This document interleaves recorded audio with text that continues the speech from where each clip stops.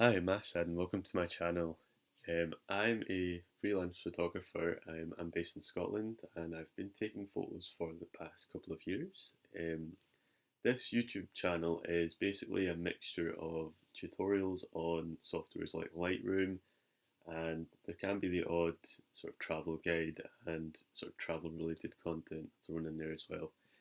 Yeah, so for this video, what I thought I would do is create a mini tutorial on how to edit portraits. It'll be very simple and very basic, and hopefully this can be useful to someone out there. So yeah, let's.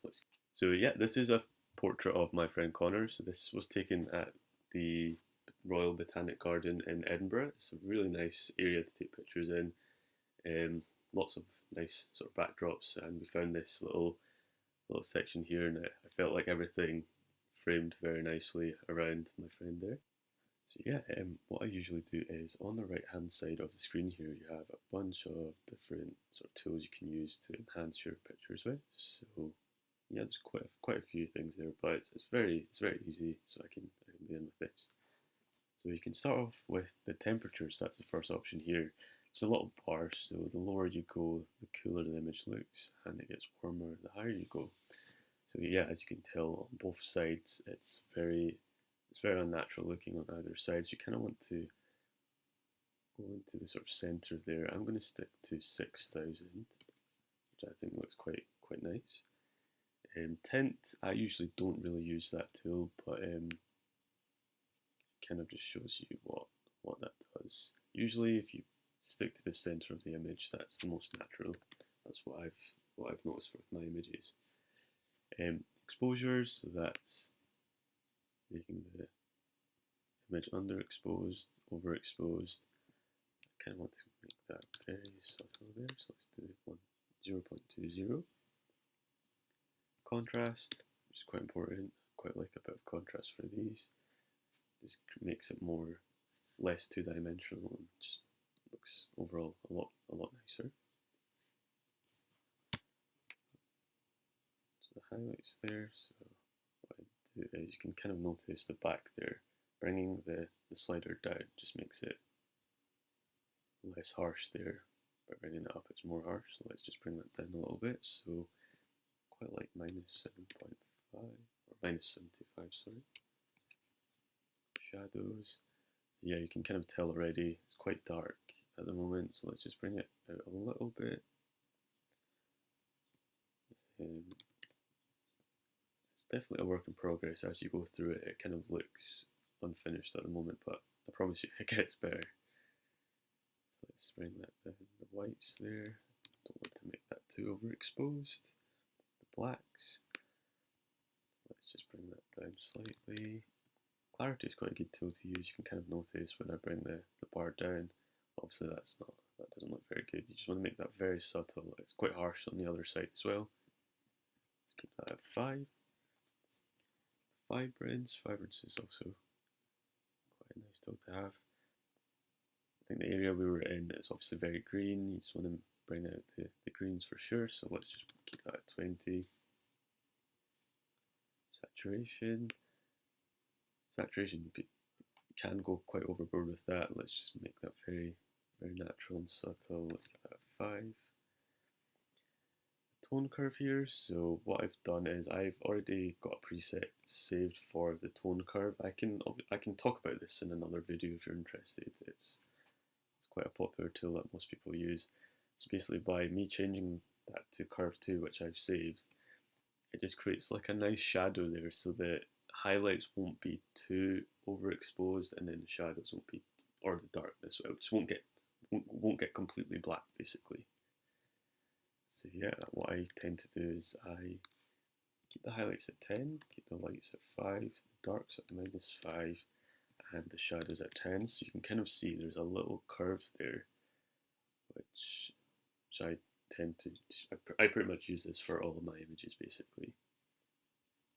The hue, saturation, and luminance section. This is quite a good tool to have and use. Sorry. So as you can see there, by moving the bar there, Connor's shirt just goes more sort of yellowy orange on this side. It gets more sort of reddish and purpley on this side, so let's just keep that at, say, about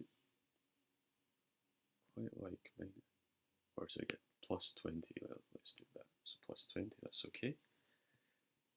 Orange, so that will kind of focus on the subject itself, his hat, the jacket, so let's keep that just very subtle. Orange, or sorry, yellow, what am I talking about? 10 of that, quite like that. Greens, I don't want to go too overboard with that because as you can see that it just looks fake and it's not very natural. It looks quite nice on this side as well, but I just want a little bit more green. Let's stick to that, that looks happy with that. The blues, let's just have a look. So firstly the aqua, there's nothing really there, so let's just keep that 5. Blue, there might be a little bit of a blue tint in the background there maybe, or just leave that. We'll just have a look at the green again. You know what, I do quite like it, the minus section, let's just go for 20 there. For the purple and magenta, what I usually do is I just bring that all the way down to minus 100, and I'll explain why later on. Saturation, so let's move on to this one. So yeah, I just kind of want to bring this down a little bit. Let's bring that down to minus 30. Oranges here. Again, just very. Yeah, that looks good. That plus 20 there. The yellow. Bring that down to about minus. Yeah, let's do minus 5 there. Greens. That's quite nice there. Just kind of going for that moodier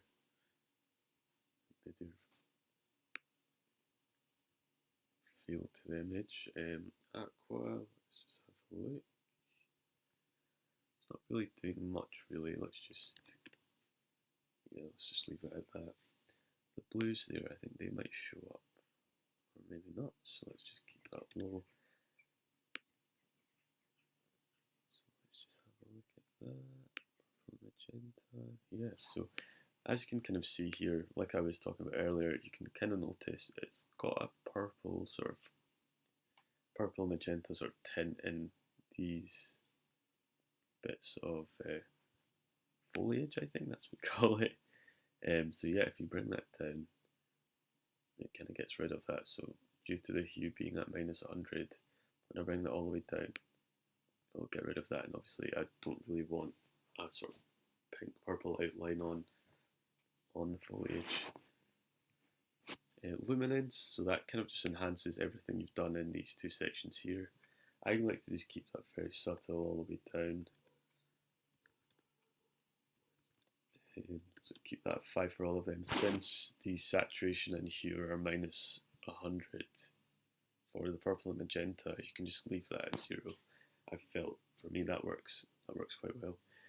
Noise reduction, so if I just kind of zoom in there, kind of see there is a bit of noise there, so if you just move that over, I tend to use 15.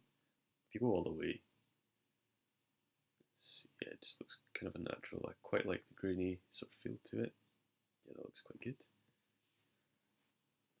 That's that section done. Enable profile correction, so that's quite a good tool to have. I'd recommend always clicking or taking this off, so it just flattens the image basically. Remove chromatic aberrations, yeah, that's fine. So it saved my lens profile there, so that's my camera and my lens there. Vignetting, just kind of creates that sort of dark sort of frame around the image. I'm quite happy with that. So with regards to the post-crop vignetting, I don't really use this tool here, but I do use grain. I quite like the grain tool. So if I just zoom back in there, I found that if I do about 5, right now it's at 25, let's bring that down to 15, and the roughness I'll bring it down to 20. I'm quite happy with that. And dehaze, again, you just want to be very subtle with that. Obviously, going on the other end of the spectrum, it's just looks crazy. So let's leave that. Let's make it about 5. And I'm happy with that. Let's just have a second look. Yeah, that's alright. And yeah, if there's any sort of imperfections, what you can do is you can use this tool here. So just bring that up a little bit.